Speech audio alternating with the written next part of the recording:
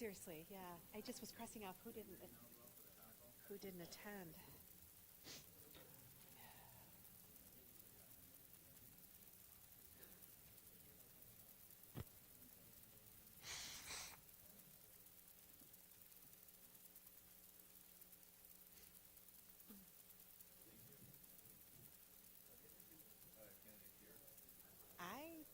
I doubt it. Pardon me. um, I'm guessing if they're not up here, we're supposed to be up here by 7. So I'm guessing if they're not up here by now, they're not here. But I'm not, the other gal who's in charge is still hasn't come back to me with the questions yet. So the possibility they're still in the vestibule. So sure. Sean, do you want to get it going?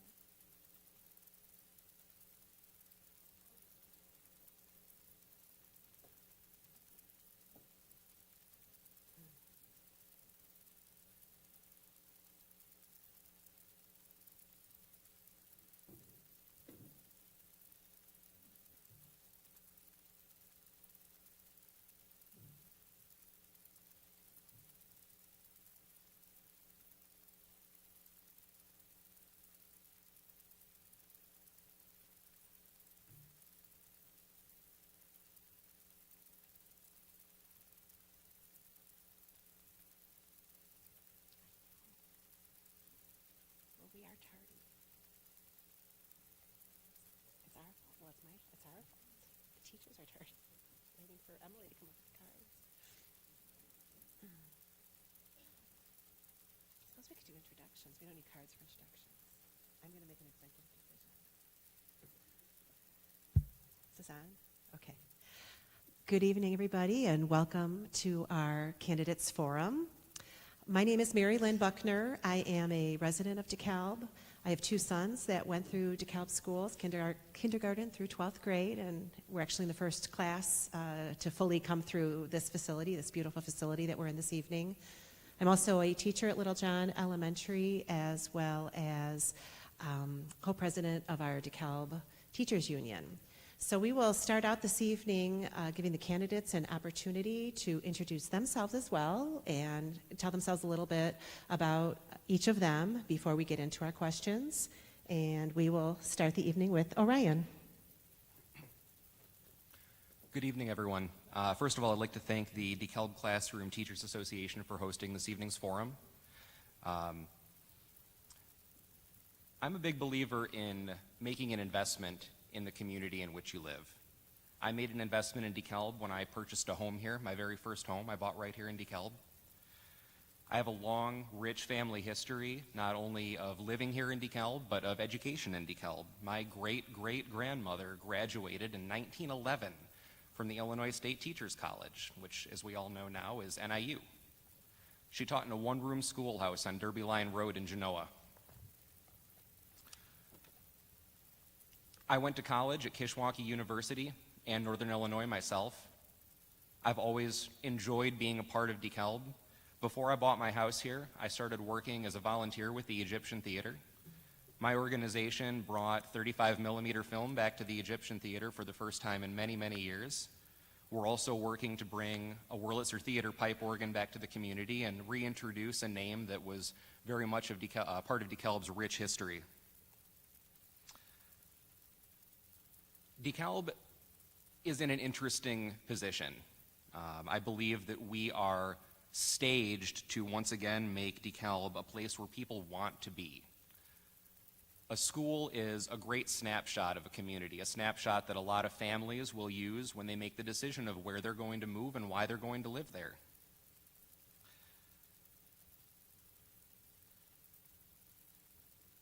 So I suppose not only, having my volunteer history here, but buying a home here and really learning about what DeKalb's all about from a much more up-close and personal standpoint than living in one of the surrounding communities. The more I live here, the more interested I am in it, the more enthusiastic I become about becoming a part of that community.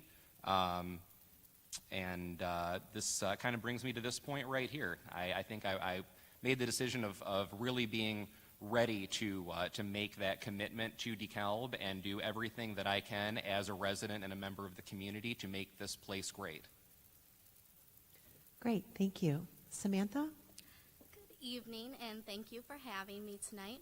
My name is Samantha McDavid, and I grew up in DeKalb. I went to Little John, and I graduated from DeKalb High School in 2006.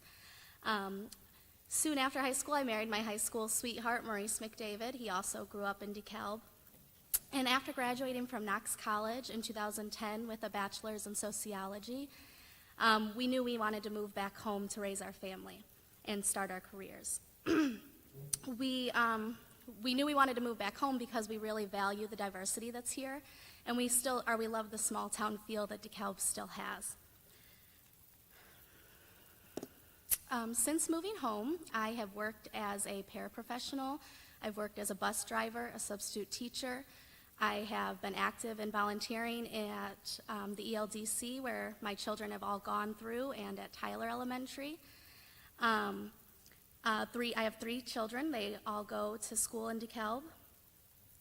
And each of these experiences have broadened my perspective.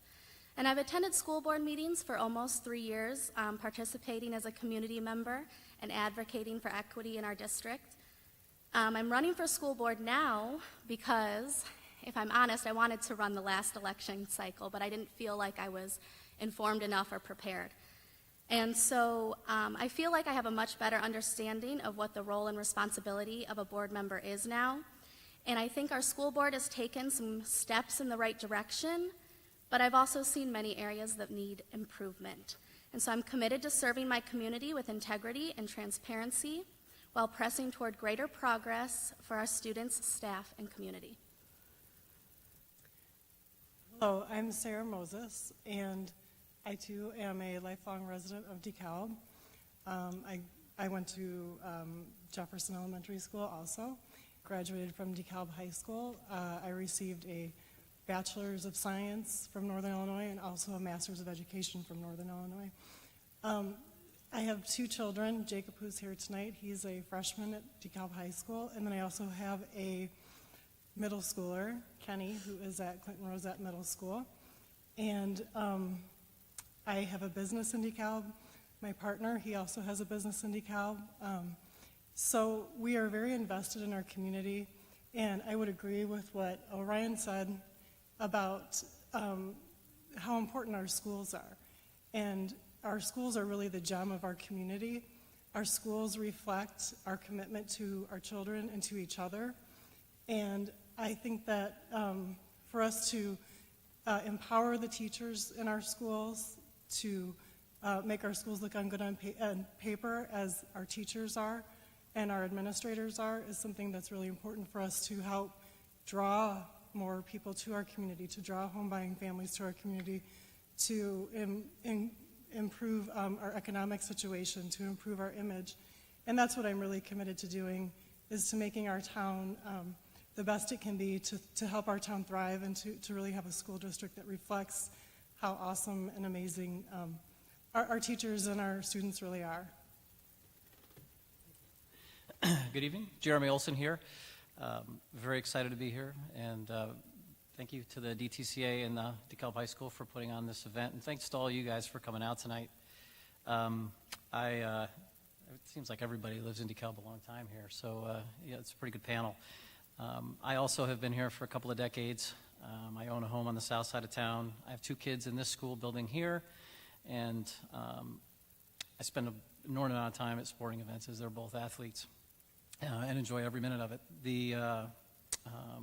As far as my career goes, I'm currently CEO and president of First Form Inc., which is a national contractor based out of St. Charles, Illinois, and also a veteran of the U.S. Armed Forces. As far as why I'm here, I just believe because I think I can help. We have a $92 million annual operating budget, $150 million in payable bonds that we have to deal with, increasing classroom sizes, aging facilities, and of course a huge teacher's contract upcoming that's going to have to be negotiated fairly and securely. So in my job, those are the things I do every day. So I feel like I'm well experienced to address those situations.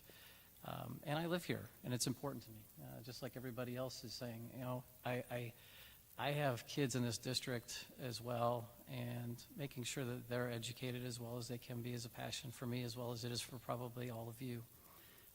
So in terms of the job itself and how I view it, though, I just want to make a couple comments. You know, I think as a board member, having served on boards in the past, you know, it's about governance and having the right team in place, the right superintendent, and being able to work hand in hand on that.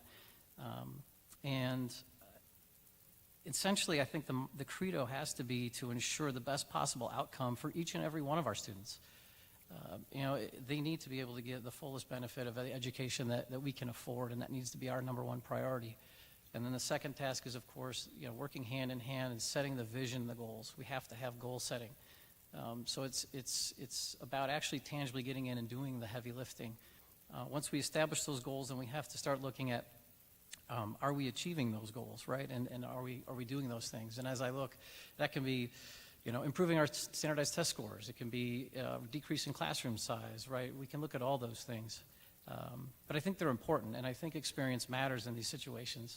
And I do feel like I have a lot to bring, and I hope I can help, and I'm excited for the opportunity.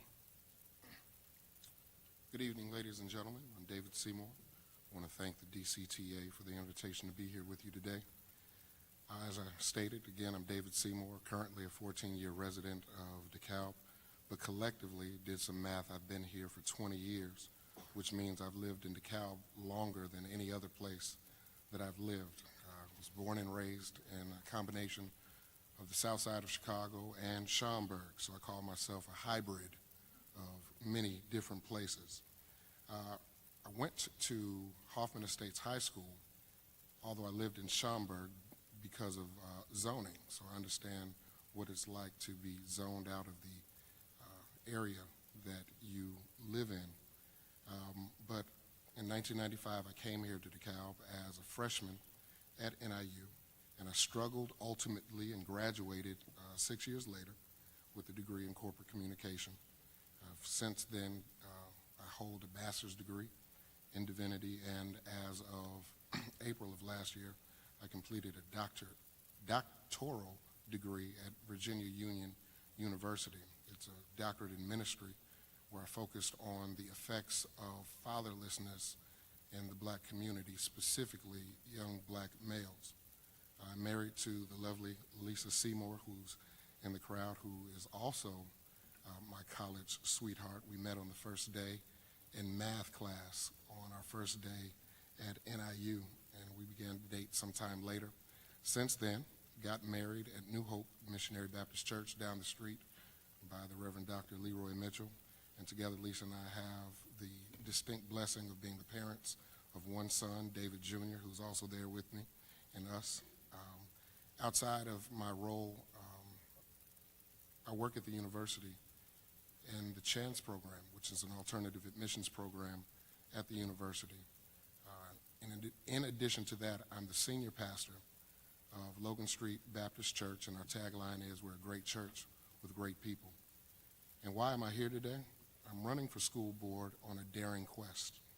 Daring because I believe our district has the distinct challenge, a couple of distinct challenges before us. And as the complexities of our community changes, I believe that we ought to have representation that reflects what our community currently looks like. The areas that I'm concerned about are found in an acronym, DARE, diversity, accountability, respect, and engagement. Thank you. Well, hello, everybody. I'm Rick Smith. I'm going, given the eloquence of the candidates, I'm going to operate under the idea that less is more here. And so I have the distinct pleasure, really, of serving on the school board these past 4 years. And I'd like to say that right now I think is a great time, actually, to be in the district And I'm very optimistic, given the stability and the course of direction that we've been set. I'm very optimistic about our future. I think we've covered a lot of ground. There sure is room for improvement, and I'd like to say that there's no wrong choice up here. As you folks look at the candidates, we're blessed in this community to have people that want to step out and volunteer their time and serve. So I look forward to the discussion tonight, and let's get started. Thank you. So we will go ahead and get started. We've got 5 questions that were generated this evening from you, our audience members. We went through and culled through, so although I'm sure we received more than 5 questions, we synthesized and brought them down to these 5 key elements. Each candidate will have 3 minutes, up to 3 minutes if you need it, to respond. Sean in the front row will be holding up a little 30-second sign when you get towards the end of your time. And we will rotate who gets to go first as we go through. And so candidates forward, and we'll start with Samantha tonight, since I had Orion go first for the introductions. So at teachers, we always have to be fair with everybody, right? So Samantha, you'll be first, but candidates, this question will be for all of you, and if anyone needs it repeated at any time, please let me know. Excuse me. All right, candidates, first question. What is the single greatest challenge facing our district today, and how do you hope to overcome it? What is the single greatest challenge facing our district today, and how do you hope to overcome it? So I think the largest need in our district right now is the lack of trust and support. And the board needs greater transparency with our staff, parents, and community. And we have to support our staff to meet all of the needs, especially social-emotional needs of our students. And a unified community should be open, honest, and supportive. And as a board member, I will foster that kind of relationship by remaining approachable and being present in the schools for events, but also during the regular school day. And I will work as a partner with other board members and staff. I'd like to see greater partnerships with other entities in our community to really spread out the responsibility for some of the needs of our students. Our students, we have a unique body of students, and I think there's a large amount of needs that we need to still meet. I would say that I think I would agree with a lot of what Samantha said. I think it's very important as a board member that you have a presence in the schools, because how else do you really understand what's going on and what the needs of the students and the staff working in those buildings every day are. So I think that the need for a deeper understanding of what our students and teachers and administrators are dealing with on a daily basis is a large issue in our district. And I think that the trust and transparency needs to be improved, coming from the board and going down into the schools and in the community. And that's something that I'm dedicated to. I'm very passionate about education, and I'm very passionate about making sure that we really understand how to best serve our students so that all of our students have the very best outcomes that we can provide. And we do that by listening and being there and being involved. And I think that that's how we can begin to improve those issues.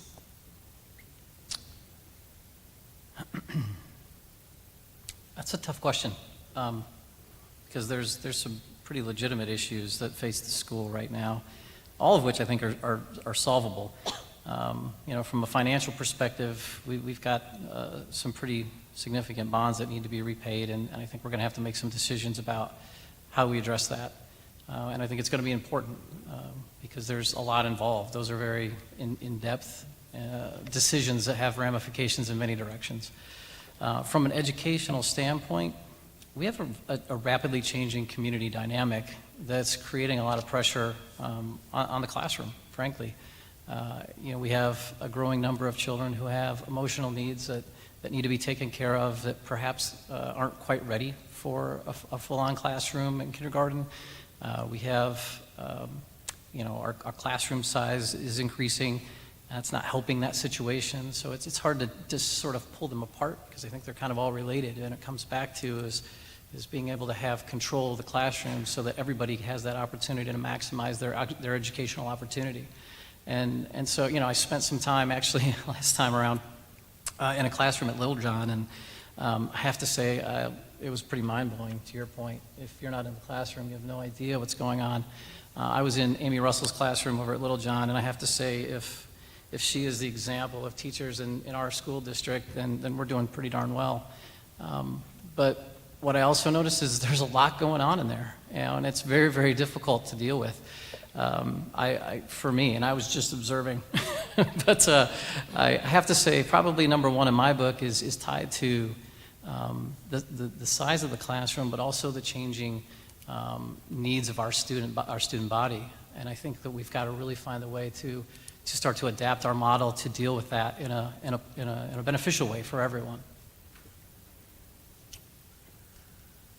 So as I understand it, and from the conversations that I've had with various people in the community, I believe although we are making strides in the right direction with regard to diversity, diversity for me is still the number one issue that needs continued attention to be addressed, because we have a number of things that we're still working to get better at. Looked at the diversity plan a couple times. I think it's a good plan, but I also think that in order for it to be most effective, we've got to allow it to have some teeth to its bite. I'm troubled in the conversations that I've had with community members over the years where particularly young men of color happen to be punished, suspended, expelled in numbers that far exceed anybody else. And I wonder if perhaps it's due to a lack of cultural competence.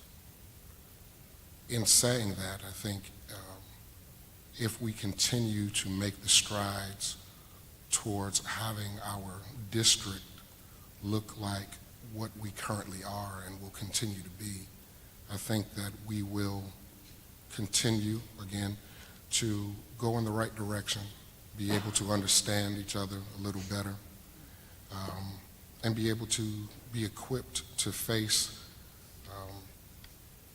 the challenges that we have.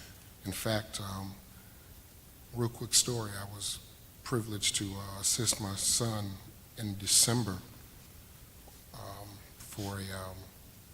I was a chaperone, and I think that I was given a group of students who perhaps might have needed a strong presence, I'll just say that, for various reasons as to how they may have conducted themselves earlier in the school year. I was not surprised, but we had a great time. Students that looked like myself, had a good background similar to me. We had a great time, whereas I think that in some cases they might be a challenge to some of the people in the school. And so I think, honestly, even as I think about it for myself, I think it was Sarah that says presence is important, but I think presence is also important when you see yourself in every aspect of your life.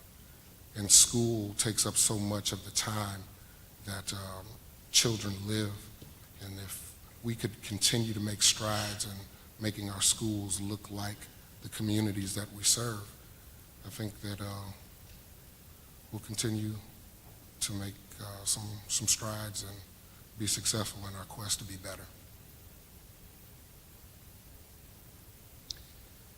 So, I mean, it's a big question, but it's relatively a simple answer. And that's, really the most important thing always has to be the educational experience of the kids, right? So you can talk about money all day long. You can talk about a lot of issues, but at the end of the day, it's got to be about how do we continue to improve the educational opportunities and experiences that all our kids have. And so, then you look at what does that list look like, right? And really, I mean, one of the issues, we could debate which issues first, and that's what you do, but, I think one of the biggest things for me is looking at our classroom size and trying to figure out how we can manage that better, right? You have to balance, always have to balance, the idea of classroom size reduction with what can we bear, right? What are the taxpayers in the community, what can they bear? And so I think that's the great part about having 7 people on a school board is that discussion comes out, it gets flushed out, and we talk about it, and at the end of the day, the group makes the best decision, and that has to be the highest amount of ability to balance those needs. What does the community want, and how can we give the very best to our kids?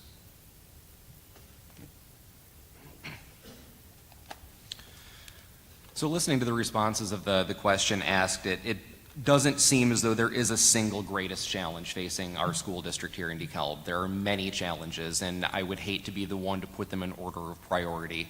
Some of them need to be prioritized. Yes, quality of education is absolutely forefront. However, we can't just not talk about the massive amount of debt that we are in. You can go from finance to class size to bond debt to a changing community. They all come full circle. They're all as much a part of this as every other component of that. I've been a part of many nonprofit organizations in my adult life, locally, like I've said, the Egyptian Theater, nationally, Ancient Free and Accepted Masons. The list goes on. One thing I have noticed that is the biggest challenge for organizations is maintaining a continuously progressive board of directors, or school board in this case, remaining relevant to the community and the needs of an ever-changing community, and being an active board, not just an administrative board. The downfall of many organizations has been their board going from active to administrative. Administrative doesn't cause a lot to happen. We do need to be active. We need to be active in the school. We need to be active in the community.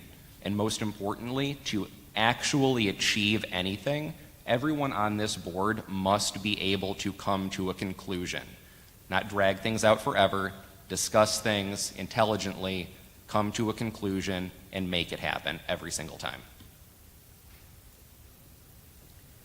Our second question this evening, candidates. Name 3 budget expenses that we can cut to reduce the property tax burden on District 428 taxpayers. Again, name 3 budget expenses that we can cut to reduce the property tax burden on District 428 taxpayers. And we will start with Sarah for this question. I would have to say that I think the best way to reduce property tax burden is to improve our schools on paper. So, as I was saying, we have excellent teachers, and we also have an achievement gap. When people want to come and move into a community, they're going to look at the schools first, typically, and to see if this is a place that they want to live. They're also going to look at the taxes to see if this is a place that they're going to want to live. And so, one of the most effective ways to decrease the tax burden is to bring our students who are underachieving up, to make sure that the teachers are equipped with what they need to do, be it smaller classrooms, as Jeremy had mentioned. These types of things are what we need to do to attract home buyers to our community, attract business to our community, to help spread out the tax base. I don't think that you can really improve your schools by cutting programs necessarily to students. If you make your schools worse, then your whole community is going to suffer. It really isn't feasible to me to be cutting programs to students. I think what we need to do is evaluate the programs that we have in place. Are our programs effective? And then we need to determine what changes need to be made. I think implementing the diversity plan is a really important piece to getting our students' achievement rates up. And again, that's how we really increase or decrease the tax burden on all of us, is by helping our schools thrive, and in turn, our community thrives. Yeah, I think, well, first, I think it would be difficult for anyone sitting here who's not already on the board to line item 3 expenses. Now, I do serve on the Finance and Facilities Committee for the district as well, and even I would be reticent to do so. And why is that? Well, because it's a $92 million budget, but over $60 million of it is salaries for our teachers and benefits for our employees. It doesn't leave a really big number to run 11 or 12 schools that we have, all those facilities and the people that it takes to take care of them, and the supplies it takes to run them, and the energy bills that it takes to keep them open. So I think making cuts to budget expenses would be challenging, but there are other ways to sort of pick up where Sarah was going to address that. And one of the things we're looking at right now, actually, is how to, we have callable and non-callable bonds, and there's a couple of them that are coming up this year that are callable. And if we take some of the TIF funds that are available and use those to apply towards the debt that's out there now, we can actually decrease the overall interest that's going to be paid out over the next 12 years by almost $10 million. And we've spent a number of hours in our finance facilities meetings discussing these issues and coming up with those resolutions. In doing so, frankly, the average household's paying maybe 100 or 2 more a year, as opposed to what they forecasted originally was for next year a bump of close to 700 a year. So those options are out there, and that's again why we need experienced folks to kind of look at this, because it doesn't just affect, right? And it's not just the debt that we're talking about here. Every time we pay down our debt, we also improve our bond rating. We also improve our ability to borrow. And here's a really concern that I have, is that we are becoming more and more dependent on the state of Illinois for our funding. And as that continues to happen now, what happens when, we have the 50th best credit rating in the United States in Illinois. So the day they don't write that check, what is our plan? What is our contingency plan? So we can't just think about this as an immediate thing. This has to be a big picture, right? How much can we afford to pay down now? How much do we need to keep in reserve? And I think these are big time decisions. And but to get back to the original question, absolutely we can help reduce that tax burden, and we can do it without cutting the budget. We can actually do it just through being smart with our fiscal responsibilities. Being kind of new to all this, I have to tell you, this question is outside of my wheelhouse a bit, but I'll tell you what I can, in that my wife and I have been considering purchasing here. We currently rent, and it's about time for us to do so. And I've been shopping online a lot and find houses that we like. And when you go down to see where the nearby schools are, I'm surprised to see the ratings of the schools. You got lower numbers as to how strong the schools are. And I find that to be a problem, in that I know the schools are much better than what the ratings say. And so, although I'm at a bit of a disadvantage, I'd have to say that if we can improve what happens in our schools, I think that becomes a draw to people to want to come and live in this environment. Again, when I look at those numbers, I can't really agree with them, knowing the type of experience that my son has had and some other people who are close to me. And so, again, if we can improve the schools, I think that's going to help with that tax burden. And I also think one of the ways that we can improve our schools is by helping our teachers in that, making sure that they have all the resources that they need to be able to teach the way that they need to. I'm understanding that our teachers are dealing with issues outside of the curriculum that they're required to teach, some social, emotional issues. So if we can help them shore up some of those issues, we can improve the schools. And upon improving the schools, I think we can help alleviate that tax burden. Top 3 areas to cut are, no, The reality of it is that 75% of our budget goes to pay people's wages and benefits. There is absolutely no way that you can talk about reducing class size and cut into that number, right? So then you look at, well, there's maintenance. Good Lord knows we need to do our maintenance, right? The past school board has been very diligent about looking at those numbers, those expenses, and trying to, make sure we delay and we do prioritizing, and so we continue to have to be diligent there. So I really don't see us cutting maintenance costs or expenses.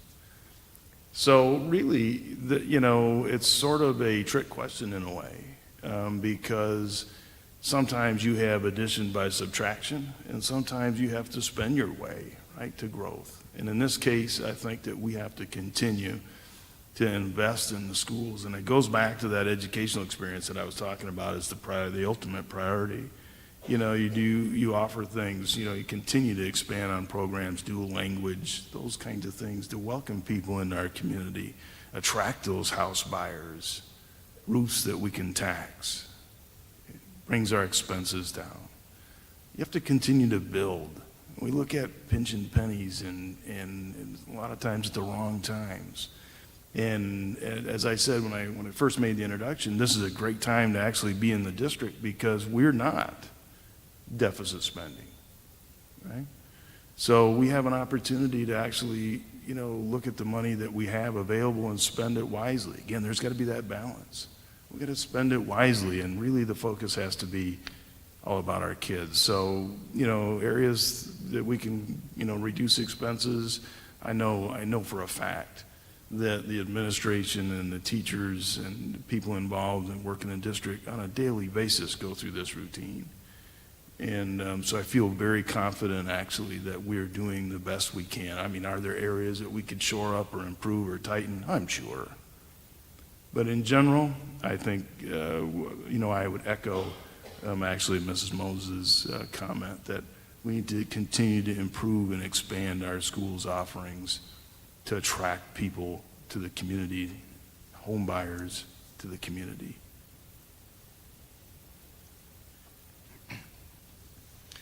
Well, I have to say I do agree that without being actively on the board currently answering this question specifically with the 3 things that I would cut from the budget is a little on the difficult side. But what I can say is that I come from a financial background. I work in finance currently. I work for a bank. I grew up in a middle-class family. We learned how to stretch our dollars. An awful lot can be achieved by learning how to appropriately allocate money and, even more importantly, appropriately manage debt. That's not a bad thing.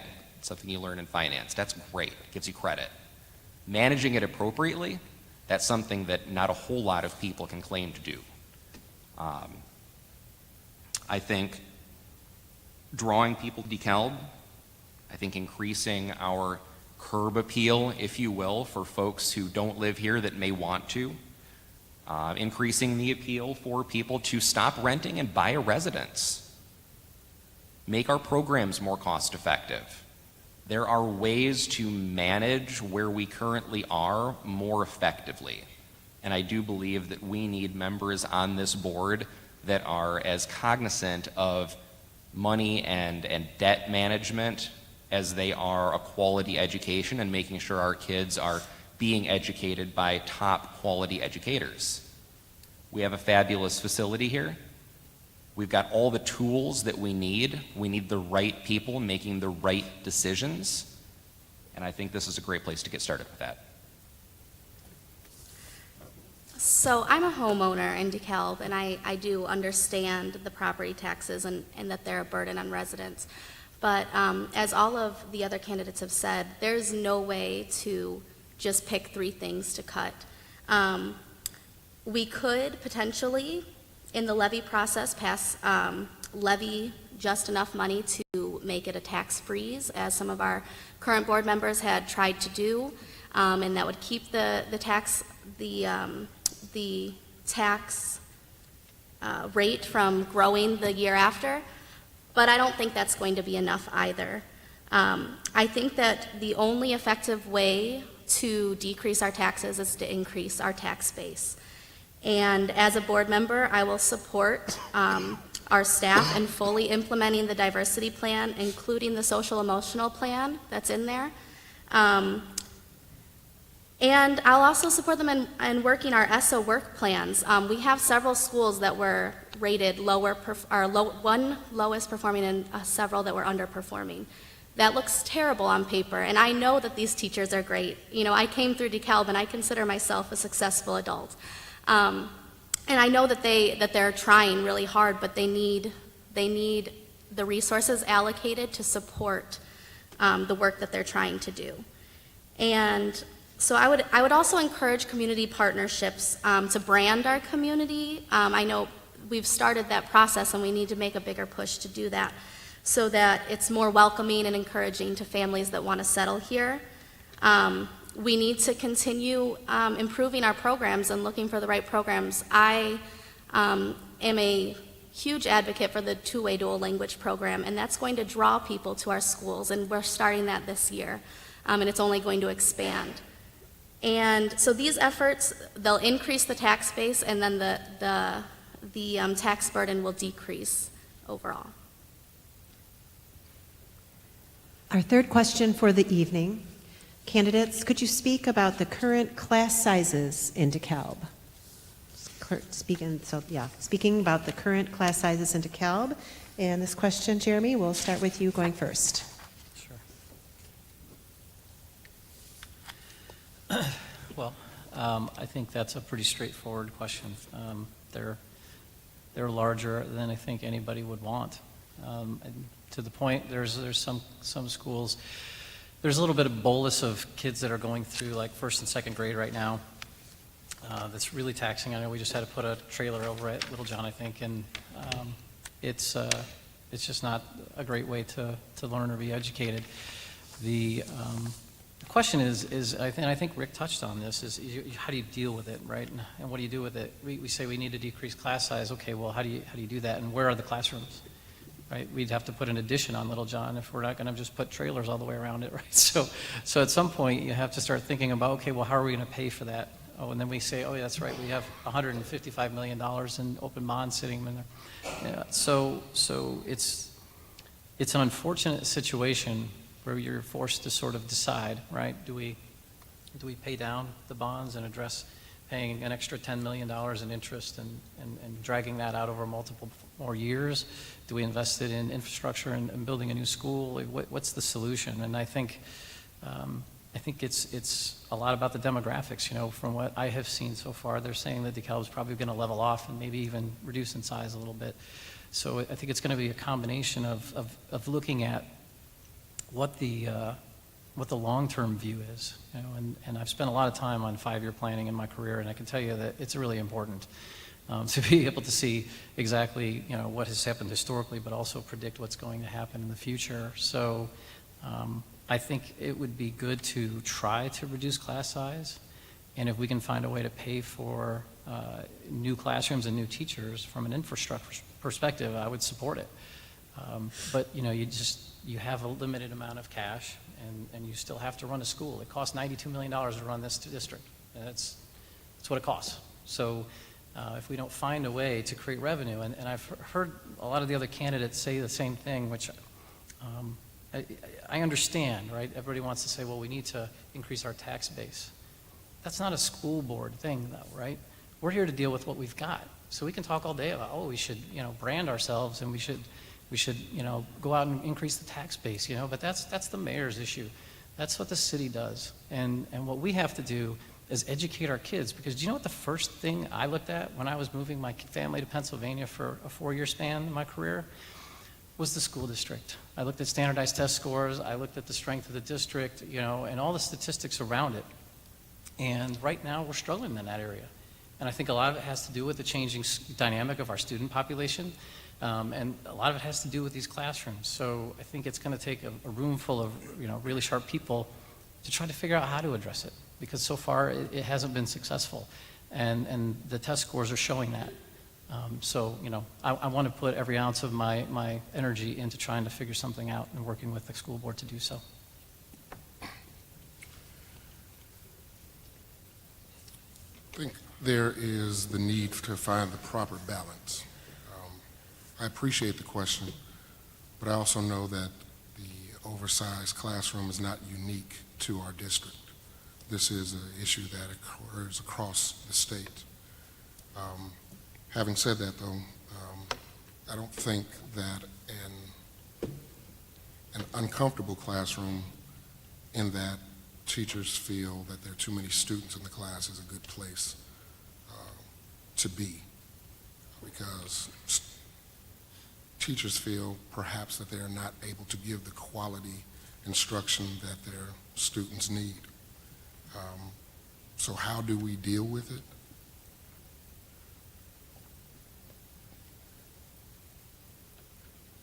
We deal with it the best that way that we can, in looking at all the various factors that go into it. How do we make classrooms smaller without expanding facilities at a greater cost, which is an issue that we're dealing with. I too agree that we as a board have to understand what would be in our wheelhouse to deal with and what things are not for us to deal with as a school board. I think it's important to recognize that it is an issue and that it needs to be addressed, but I think we have to bring all partners that can do something to the table rather than taking on the responsibility of something that isn't solely ours. So I agree that, class size is imperative to keep in mind when you're talking about educational experience enhancements. Really, you could debate whether the right number is 25 or 24 or 23, but when you have 29 and 30, it gets tight. And so there's a responsible way. And look, it's right really that nobody up here has the answers, all the answers to these questions, because frankly, again, like I said, it's a combination of when you're on the board, you don't necessarily have the right answer, right? When you're on the board, you don't necessarily have that silver bullet or that smoking gun that's going to be oh man, we got to do this. This will take care of it. What you do have is a collection of people, and the people in there that have been elected by the community to represent their interests. And we're really blessed in this district to have an outstanding finance team and a great administration team and teachers that volunteer their time to voice their opinion about classroom size, right, and bring these issues to our attention.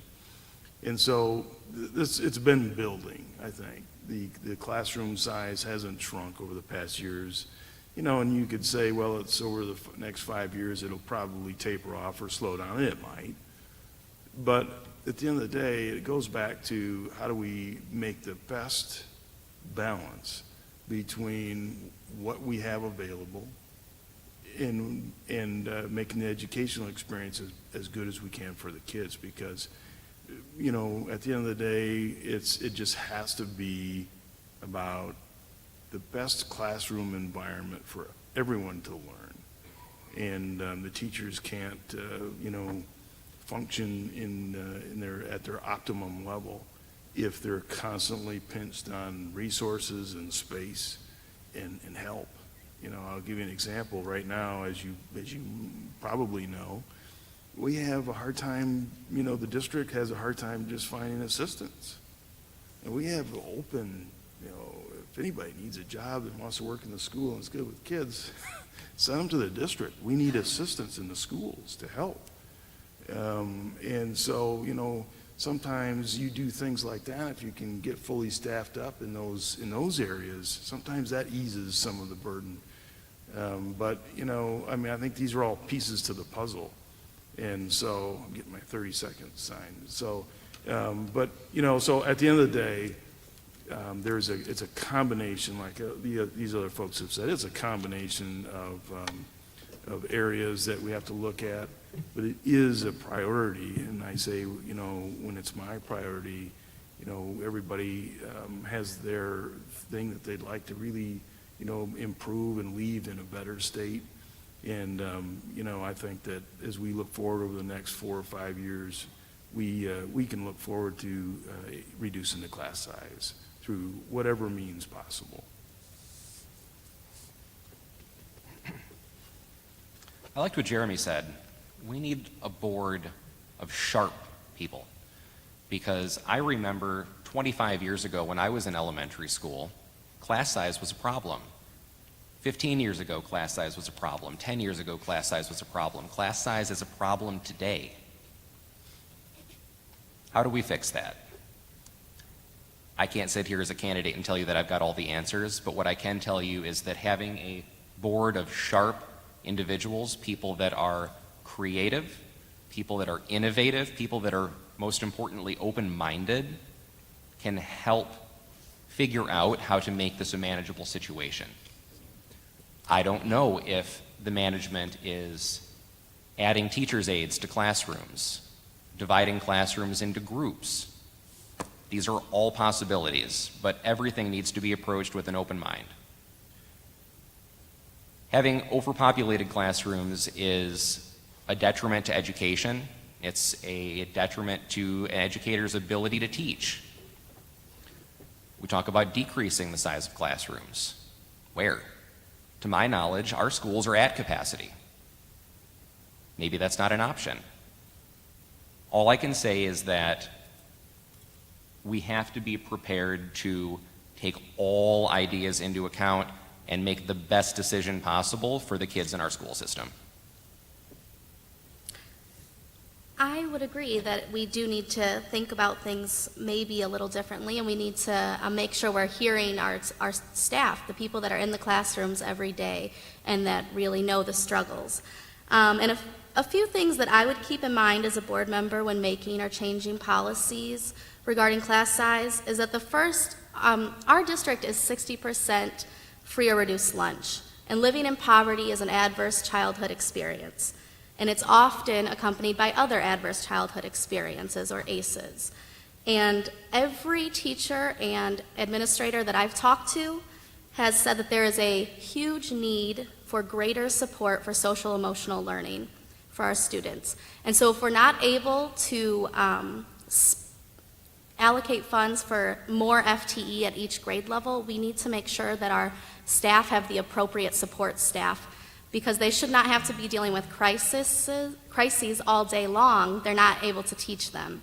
So additionally, all the research that I have done points to meaningful relationships between teachers and students as a reliable indicator to student success and greater parent engagement. And it's very difficult to make meaningful relationships with individual students in a class of 35 than it is in a class of 25. So I don't have a specific answer on how to reduce class size, but I think we need to make sure we're listening to the staff that is in our building every day, and that we're looking for ways to support them, whether with more support staff, more school social workers, more school psychs, because the teachers need to be able to teach. That's what they need to be able to focus on. And so we also need to look for ways to integrate more social emotional learning within our classrooms so that our students are better able to self-regulate. And I know a lot of our teachers are really working on that. I know they've done a lot of the professional development, and so as a board we need to make sure we're supporting them in implementing social emotional learning in our classrooms. When we talk about class sizes, I have a unique perspective because I was a teacher in the district. I'm a certified physical education teacher K through 12, so I've actually had the opportunity to teach kindergartners and first graders and second graders and third graders and fourth graders and fifth graders all the way up to seniors in high school. So I understand the unique aspect of classroom management. When you have a kindergartner in front of you, you basically need to be a showman so that they stay entertained and engaged. And when you have a senior who's 2 feet taller than you, they better like you and respect you. So there are a lot of really important pieces to classroom management, and having a smaller classroom makes that much more possible. Now, that being said, we are uniquely positioned because we do have an $8 million windfall this year because of the TIF money that we will be getting back and because of the new state funding in Illinois. So that does position us to possibly increase FTE, to give us some more teachers, to possibly have smaller classrooms. There are a lot of different things that we can look at to make that happen. My concern also is that I'm seeing that we've had a drop of 10% in teacher retention. And so we're down to 85% from 95%. And that's concerning because I've talked to a lot of administrators, I've talked to a lot of teachers, and they're getting burned out because they don't have, they've had a lot of social justice training, but now they need the tools. They need the support to actually use that training and make it happen. And so there's a restorative justice piece that needs to be looked at when we're talking about classroom management and the culture in our schools, and that's part of our diversity plan. And so I think implementing those pieces are really going to help improve outcomes for students, most importantly because teachers will be supported to do the job that they need to do. And I would have to disagree with the responsibility lies on the city for us to improve our community. Really, as you said, Jeremy, you said that it's the responsibility of the city, but then you ultimately did say the first thing you looked at when you moved to a community was the school district. And so, again, on paper, we don't look that great right now, but we know we have excellent teachers, and we need to be able to keep those teachers. We need to be able to have classrooms that are manageable. When I taught at DeKalb, I had a classroom of 35. I taught 9th graders literacy. So these are struggling readers. And my days were, very challenging because it's very hard to establish a relationship with each child. It's very hard to deal with classroom disruptions. And so that's what our teachers are dealing with on a daily basis. And if we really want to do what's best for our kids, we need to think about paying down a bond, or do we listen to what our teachers are asking for and do that? Obviously, both are very important, but we have to come to some kind of consensus that comes to the best possible outcome for our children.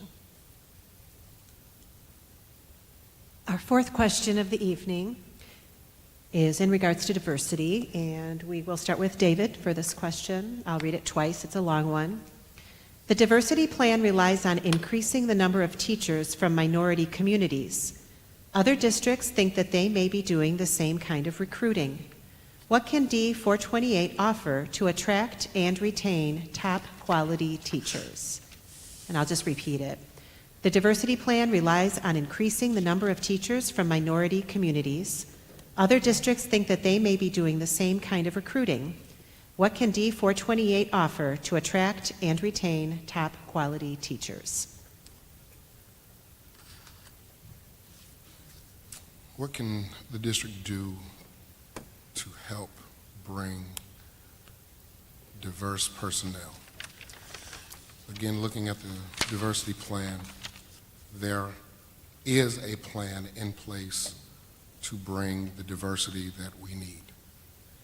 However, in doing so, I've come to realize that our district primarily looks for candidates from NIU, from Aurora University, and from Rockford University. And so I think the first thing that we have to do is expand the landscape of where we draw from for the candidates. And again, like I said in the other question, this is not an issue that is unique to our district. Many districts around the country are having an issue trying to find qualified, diverse candidates.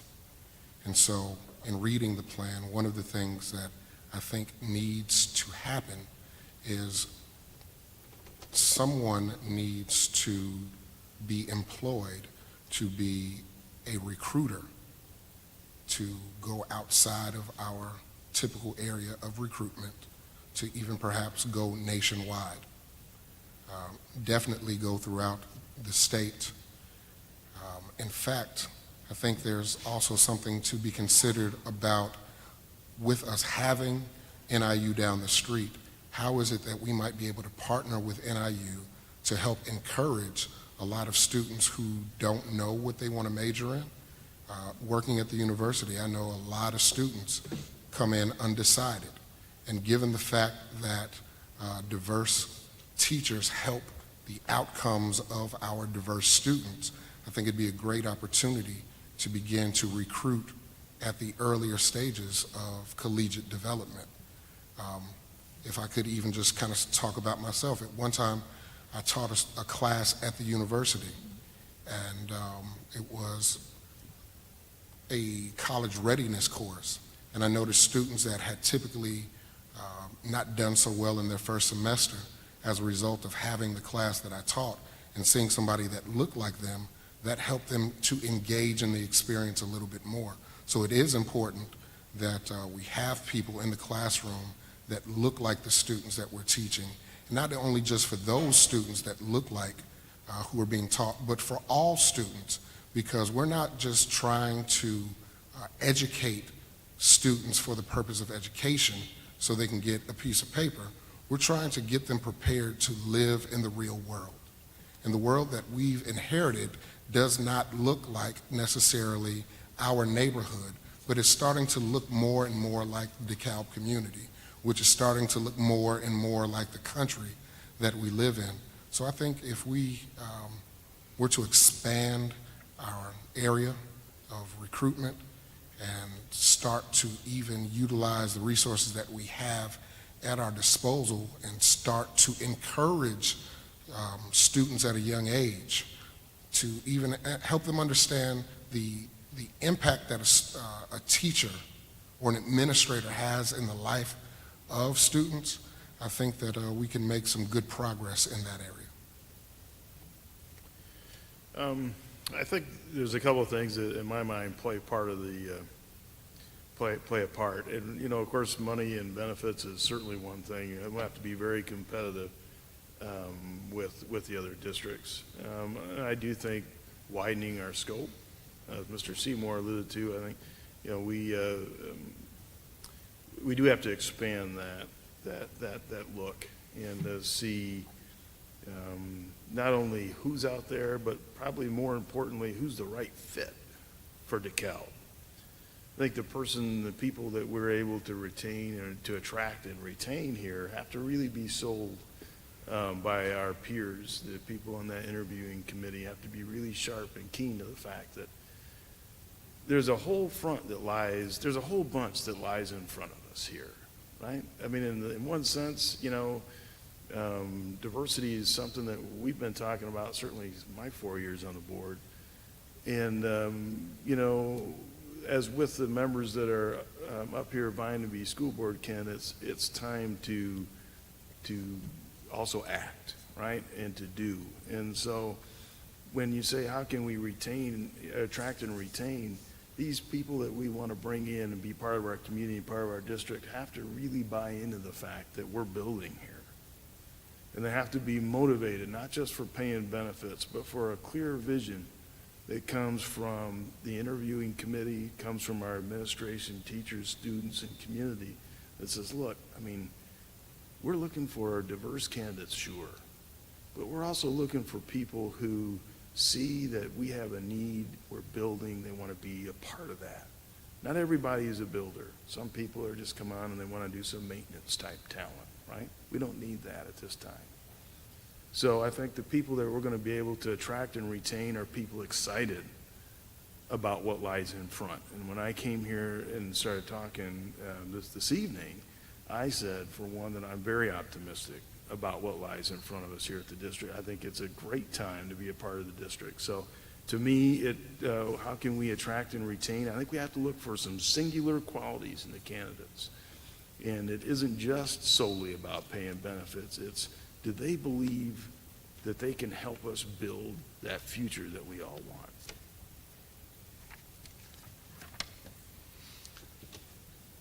So teacher retention. I mean, retention is huge in every aspect of professional life. You always want to retain employees. You always want to retain talent. How do we do that? When I was in high school, I had a band director that I became very close with. We're actually still good friends to this day. And she told me the story about when she came to work for that school district. She and her husband were hired on at the same time. It was the early 1970s, and she and her husband were hired on as elementary and high school band directors. They were shown a barren cinder block room, and they said, "Here you go, here's the keys, build us a band program." Mr. and Mrs. Brewa taught at that school for 37 years. They built a band program that took us to state championships, that marched in the Cotton Bowl parade, that marched on Camp Randall in Madison, Wisconsin. How do you find those people that you don't have to work to retain, people that want to be there, people that want to build a program and make a difference in people's lives? Diversity is huge, absolutely. I wholeheartedly agree with diversity. Do we need to hire a recruiting officer to make sure our staff is diverse? I don't think so. But we do need to make sure that we're bringing in the people that are hungry to stay, not people that are looking for a quick paycheck, not people that are looking for that first job right out of college. They don't care where it's from because they're in debt up to their eyeballs and they need to start paying those student loans down. We need the people that were born to educate. Attracting people to DeKalb, I'll even bring it back to this issue one more time. I don't think it's up to the city council to bring people to DeKalb. We make this school what it is. People look at the school system. This is what makes them want to move here. Is the city council an elemental part of that? Absolutely. It brings me back to a point that I brought up earlier. We need to be open-minded, we need to be progressive, and we need to be as much a part of the city as the city is a part of us. We're in a situation where we're ready to be the school that teachers want to be a part of and want to stay at for 37 years and build relationships with these kids that will go past middle school, that will go past high school. I talked to my parents. They went to school around here, Sycamore, Geneva, St. Charles. They still talk to teachers that they went to high school with.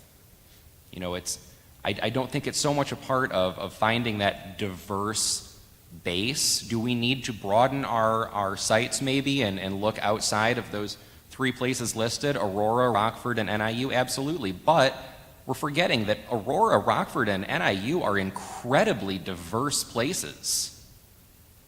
We need quality, and we need hungry people that want to make a difference. So I would first commend our current staff because I know that they've taken really great gains in trying to becoming more culturally competent, and by looking at our curriculum and our materials and our classrooms and our policies to make sure that they're providing windows for our students to gain greater perspective and mirrors for our students to see themselves. But the research definitely supports that students from diverse backgrounds achieve higher when they see people that look like them in front of the classroom. And over the next few years, we have several teachers slated to retire, and I think that's a huge opportunity for us to really look to diversify our staff. And I think diversity really, it's not necessarily skin color or language, it's also life experience. And so I agree, we can find people, but there's teacher shortages all across the United States. And so we definitely need to cast a broader reaching net. I know we have a hiring committee right now that is actively looking to recruit staff, and we need to make sure that we're partnering with our community to make our community attractive for new staff and welcoming. We need to continue to support our local businesses that are really diverse in nature anyways, and we need to make sure that we are working with our community to show that we're a welcoming place, a place that wants people from diverse backgrounds, and it makes a huge difference for our students. And so it has to be a goal and it has to be a priority over the next few years as we have all of those openings coming up. I don't know if this has been mentioned yet. I don't think I heard it, but we are a minority-majority district. So we are 49% white, and we obviously have a majority of students who are not. And we need to really as Samantha was saying, follow the research that tells us these students need to see themselves in the classrooms. They need to see themselves at the administrative level. They need to see themselves on the school board. So it's crucial to their success. And again, and also, it's very hard to find minority teachers because there are not a lot of minority teachers. So we really do need to make ourselves attractive to retaining high-quality educators. Why would they come to DeKalb? Well, we need to make this school district a place that is welcoming, that they would want to be. And again, I would say that, really implementing our diversity plan, having a welcoming and warm sense of acceptance of diversity, embracing our diversity. I absolutely love our diversity. I love that my children are in a district where they are the minority. I think it's fantastic. The benefits that I see my children get from that are tremendous. And so I think that creating some type of recruiting tool, we're really positioned in a unique way as well, because we're not unique in our diversity. We're not unique in the changes that we see across the country. So we have an opportunity to partner with Northern Illinois. We have opportunity to partner with other colleges in the region to even create a recruiting model. We could be a district that other districts look to. We have that in the sense of our financial management of our district. We do an amazing job. Classes are taught based on the way we manage money in this district. How about we have classes taught about the way that we diversify and support our students and staff to have excellent outcomes for our children? That's what I envision.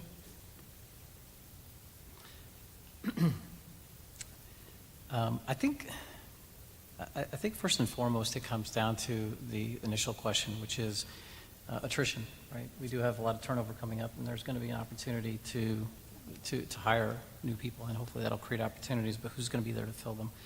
And I could say probably the sixth person now, say that there's got to be a focus on making this an attractive place to be.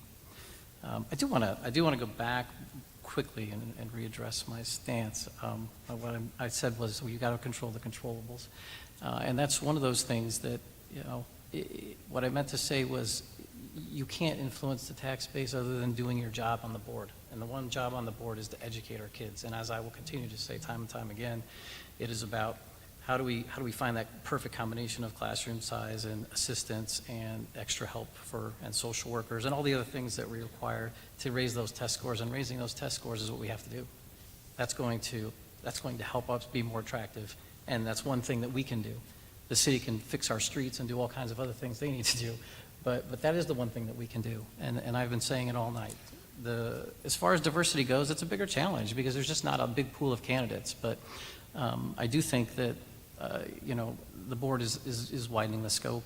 I do think that as these people come up as there's opening jobs, we have to start prioritizing those things.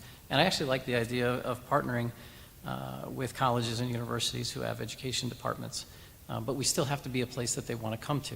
And that's going to come down to selling them on our school. And that's where our principals and superintendents have to be really well prepared to pitch, the opportunity here to build something, as Rick alluded to, which I enjoyed. So again, it's not a silver bullet strategy, but it has to be a focus, and I think we all agree on that. Okay, thank you. Well, we have our fifth and final question of the night. And I just have to say, this person wrote in cursive. I appreciate that. That didn't come up tonight as a topic. And Rick, starting us off tonight. So our last question of the evening, candidates. How will your personal life experience contribute to your role as a school board member? Again, how will your life experiences contribute to your role as a school board member? And we'll start with Rick. And so, only good stories only. I'm a proud parent of three that lived in DeKalb for 22 years, and my wife and I, and I'm a proud parent of three kids that go to DeKalb schools, and I couldn't be prouder, really, of the opportunities that they've had, the great teachers here. I see a lot of those great teachers that have impacted, and hopefully will continue to impact my kids. in their pursuit of the best education possible. So from a personal aspect, again, I think that as a semi-optimist, I believe that it is a very good time to be a part of the district. And to have the opportunity to serve again as a board member and continue to build on the steady leadership, become more of a family with everyone's concerns at heart. I think personally, as long as we always try to seek the best in and for each other, that no matter what policy, what procedure we have, it'll come out the best for us. So again, my personal experience is that it's never about me, it's about the greater good. And as I said before, I think that we all should be so very lucky that we have as many people as we do here vying to volunteer their time to be a part to make the district better.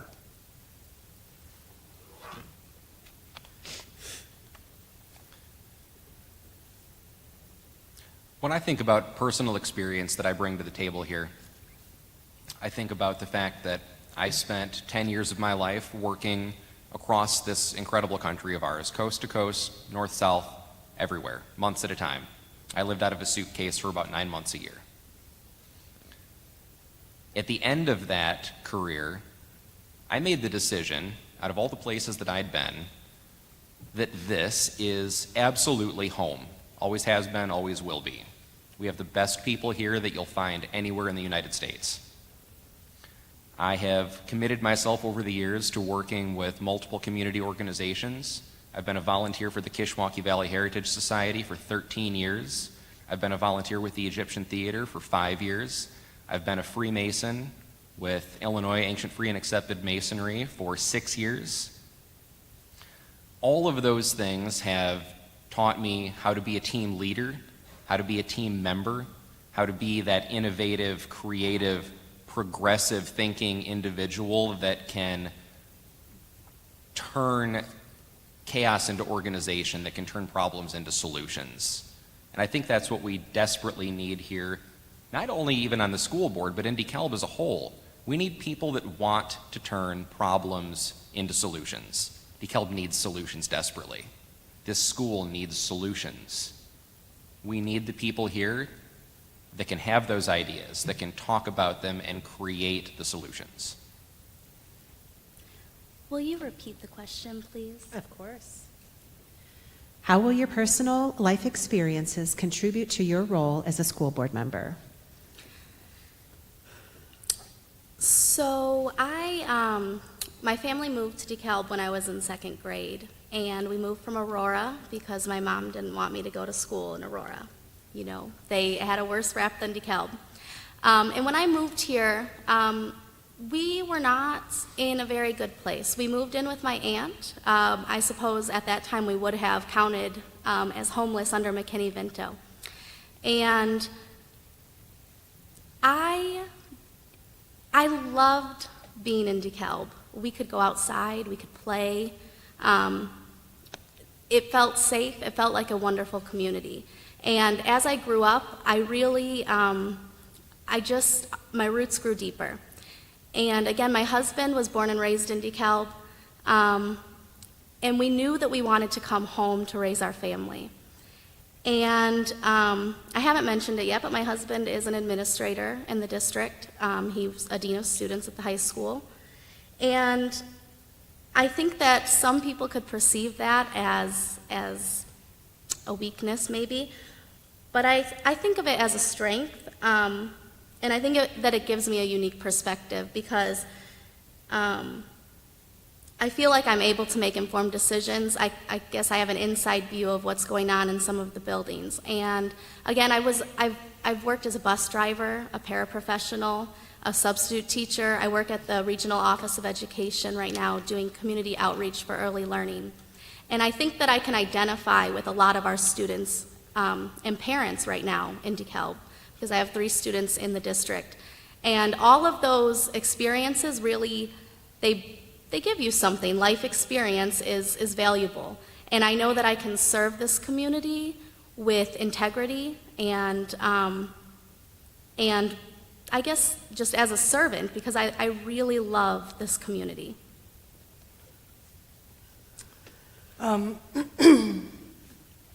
Experience. Oh, sure. Sorry. Wait, glasses. How did your personal experience help you? How will your personal life experience contribute to your role as a school board member? My personal experience, I am an established community leader. I have spent the last 2 years organizing a large group of about 800 people into action to affect policy at the congressional level in District 16, Illinois. I've facilitated many different organizing aspects with that, letters to the editor. I've also helped co-found a group that began paying close attention to what was happening with the residency checks in District 428 and where those were going and why those were happening and how those were affecting our community members, how those were specifically affecting our community members who were marginalized. That's been a real passion of mine. I'm also a business owner, so I have a vested interest in this community thriving. If this community doesn't thrive, my business doesn't thrive. My bread and butter, my meal ticket, so that's a really important piece of the experience that I bring in my personal experience. I'm also an educator. I taught in the district. I have substitute taught longer than I taught in this district, and you gotta be tough to be a sub. I'll tell you that. The best thing is to get in one school and stay there all year, because then the kids get to know you and they high-five you as you walk down the hallway and they come to love you, and you come to love them as well.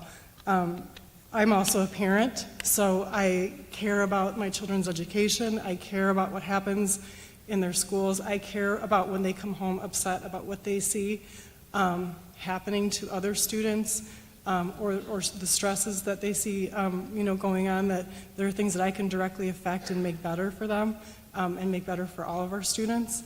I was also a professional negotiator for 3 years, so I know how to look at both sides of a situation and come to an agreement that should be not a zero-sum game, but hopefully a win-win for both sides. I also realized after talking with Samantha about adverse childhood experiences, which so many of our students, because we do have 60% free and reduced lunch, so many of our students have at least one, and we know many more. There's 10 adverse childhood experiences that they came out with. They've added more since. I actually tallied mine up. I have 7 out of 10. So I am also a product of the DeKalb school system, and I think I've turned out really well, and I am a proud Barb, and I love my city. So I think going back, I actually went to a small school. It was pretty much the opposite of diverse down in Shabana. There was 34 kids in my class, one African American. The wake-up call for me came my first day of boot camp when I had joined the military out of high school, and I was suddenly the minority in the room, and I had to live in that condition for several months. And of course, it was life-changing for me. In fact, it's funny because my kids ended up going to, we're Catholic, but they ended up going to St. Mary's for K through 8.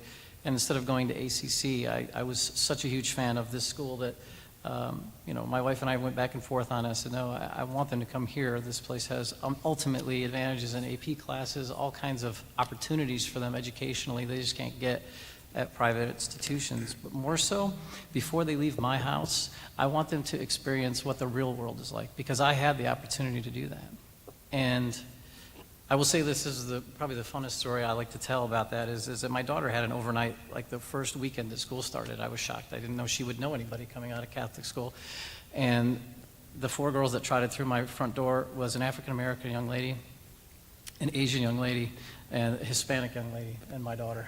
So it was outstanding because I've seen that the kids have kind of worked their way through this. And it's a great experience. And as far as the education goes, I couldn't be happier. And obviously, as I moved on my life through, all kinds of corporate America garbage that I've worked throughout the last 3 decades, I've wound up in a position of leadership in a fairly substantial company. It's a national firm. We work in 25 different states right now. And I have operations, I have salespeople, I have admin, and they're all fighting all the time about what we should do. And the interesting and intriguing position that I'm in is I get to play the referee all the time, every single day. And you know what I figured out over the years is one, the experience does matter. And it matters because you start to learn as you get a little older and wiser that there's really more than one way to do it right. It doesn't always have to be my way. And as we sit here as board members with a group of 7 individuals from diverse backgrounds, it's important to be able to listen to everyone's opinion. It's important to have an open mind. And everything that I have done for the last 15 years of my life is exactly that. So I feel quite prepared to take on this role, and I hope to receive your vote on April 2nd. I really appreciate this question. I do, because when I think about how I see my life, as I mentioned before, I consider myself a hybrid. So to that I say, Chicago grounded me, Schaumburg raised me, but DeKalb has developed me. And having said all that, in me seeing myself as a hybrid, I think I am an example of multiculturalism, because I'm multilingual. I know how to speak Chicago, I know how to speak Schaumburg, and I've even developed a DeKalb accent.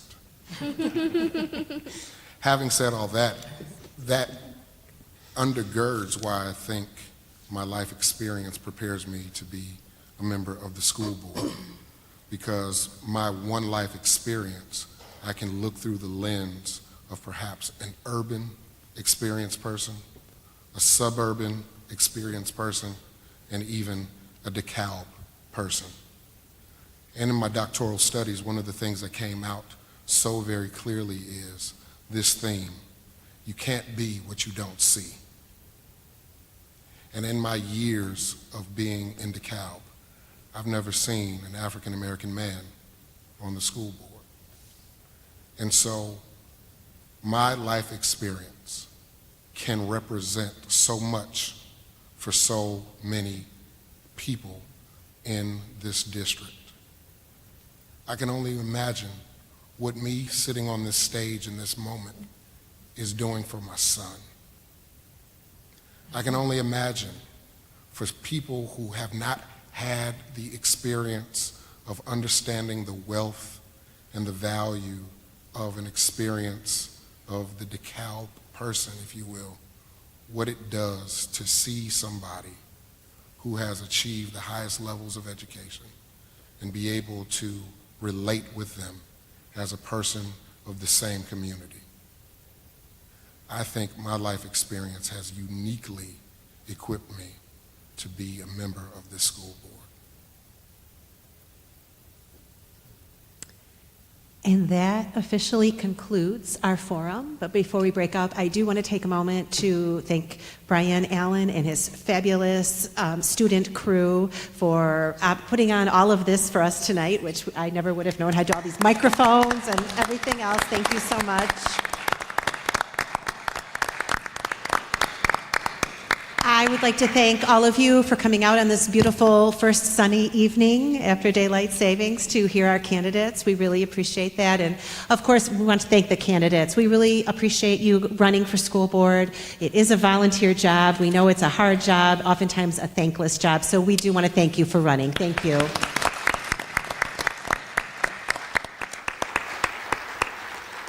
And candidates, if you don't mind, maybe you would just come into the front row if people wanted to mingle with you just a minute before they went home. Some of the candidates did bring literature and yard signs if you're interested. And with that, we conclude our evening. Thank you.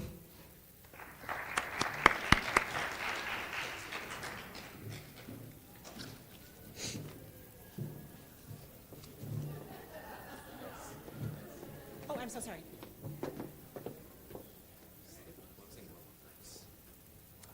Oh.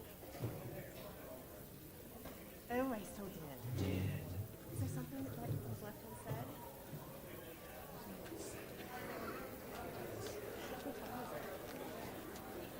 Well, yeah, we did want to, we ran a little long, so I think we wanted to honor it. So, thank you.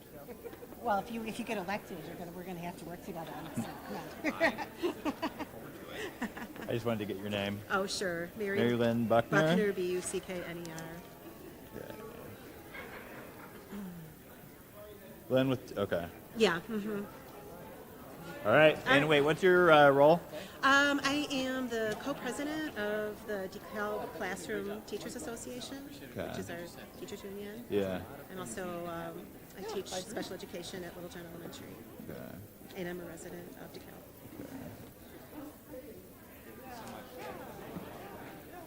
Now is the Little John, is that what it's called? Mhm, it's all one word, Littlejohn, Okay. after Carl Littlejohn. Okay. What all roles are open on the board that people are running for? Is it There are 4 open seats. 4 open spots? Mm-hmm.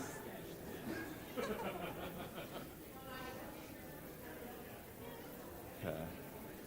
And then all of the names, not everybody came tonight, so you saw all of the Right. names. Those are all of the candidates running. 2 are incumbent. Rick Smith at the end is an incumbent. Right. And then also Fred Davis.